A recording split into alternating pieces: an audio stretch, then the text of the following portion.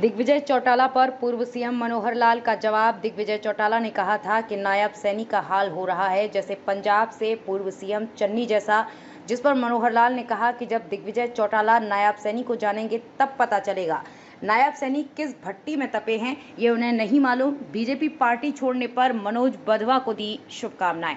पूरे प्रदेश में अलग अलग चुनावों को लेकर जनसभा हो रही है। मनोहर लाल भी पूर्व सीएम और करनाल लोकसभा के उम्मीदवार के नाते अपने लोकसभा में जाकर दूसरे राउंड में क्लस्टर जनसभा में कार्यकर्ताओं को संबोधित कर रहे हैं।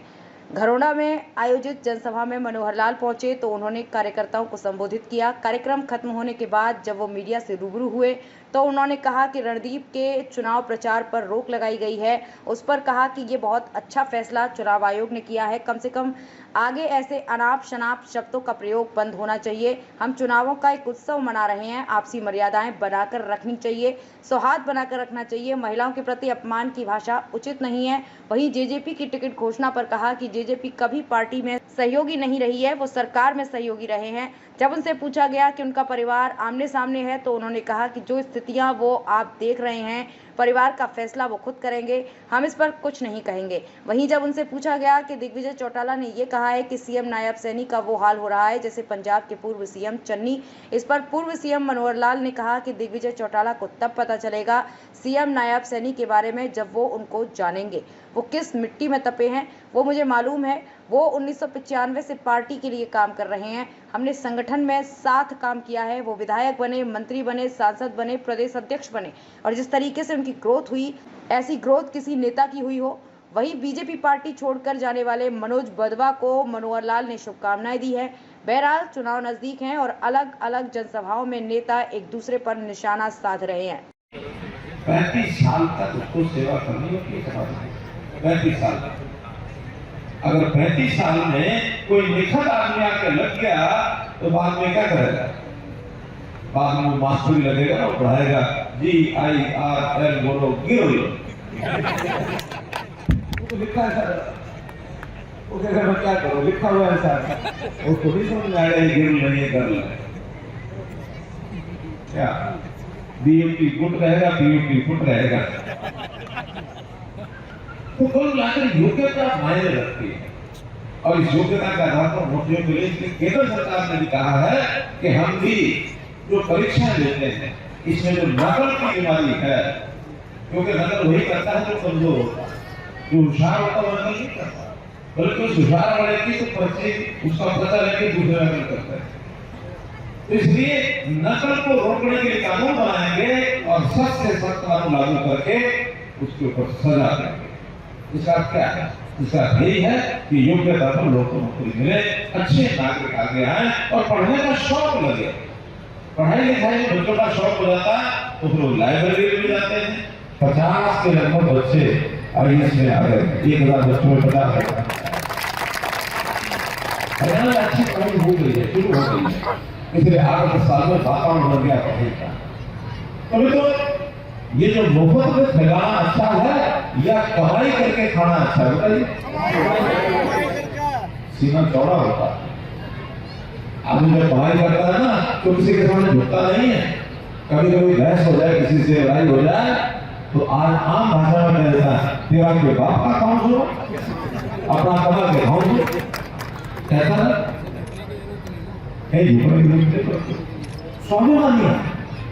हमने शिक्षा, स्वास्थ्य, सुरक्षा, स्वाभिमान, स्वावलंबन, सेवा, सुशासन 7S इस पर समझता है सिखा करके और ड्रोन की कमाई बहने करें अपने सेल्फ हेल्प ग्रुप में काम करें।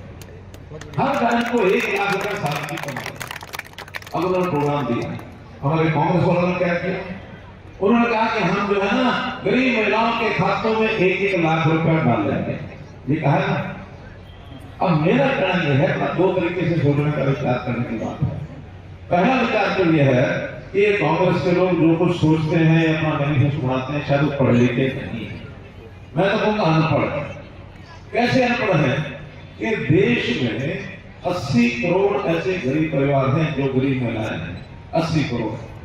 और अगर 1 लाख रुपया वो हर खाते में डालने लग गए तो कितना बन जाएगा टोटल, को बता सकता है? 80,000 करोड़ 80 लाख करोड़, ठीक है। ये 80 लाख करोड़ रुपया बन जाता है। हमारे देश का बजट, जैसे अपने प्रदेश का बजट है 1,90,000 करोड़ रुपया, ऐसे ही सारे देश का जो बजट है वो किसी को पता है, कभी किसी ने पढ़ा है? 47 लाख। या तो आपको पता है या फिर अभी बातों में सुना होगा 2-3 दिन में, तो मैंने एक जगह पर ये बात बताई। बहुत अच्छा, आपको बधाई देता हूँ, आपको पता है 47 लाख करोड़ रुपया बजट है देश का, और वो एक आइटम पर कितना पैसा बैंकों में डालने के लिए कह रहे हैं? 80 लाख करोड़। मैं पूछता हूँ कि कहां से लाओगे?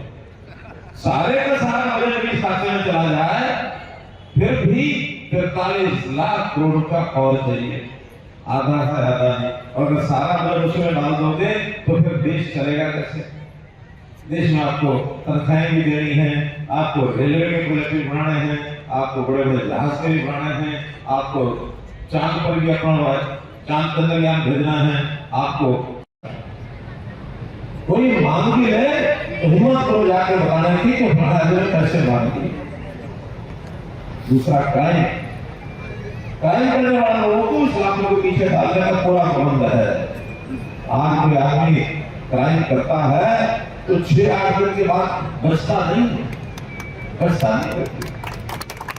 और तीसरी जो सबसे बड़ी बात इस देश में, समाज में, इस प्रदेश में खड़ी हुई है, वो अंग्रेजी में उसको कहते हैं कास्ट बेस्ड पॉलिटिक्स, अर्थात जातिगत राजनीति। ये जातियों की राजनीति इस प्रदेश को, देश को खराब कर रही है।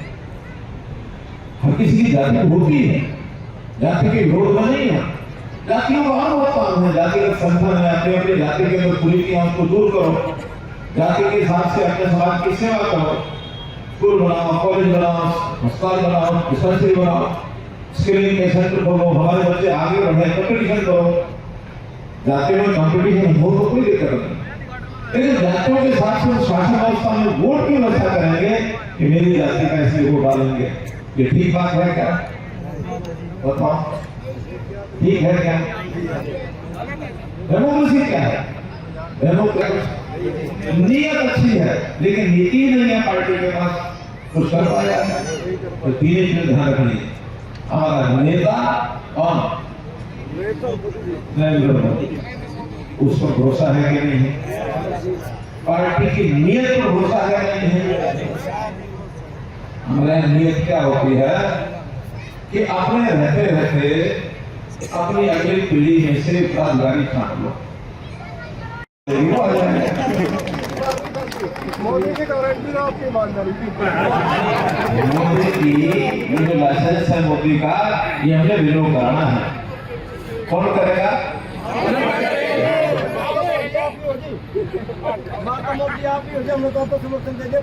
देखो भाई, मैंने वोट जो डालना है, आपके वोटों से मेरा 1 वोट बढ़ेगा, वो वोट मैंने मोदी जी की झोली में जाके डालना। वो वोट भी आपका वोट है, मोदी जी को देना है, ठीक है ना? अब मोदी जी के लाइसेंस को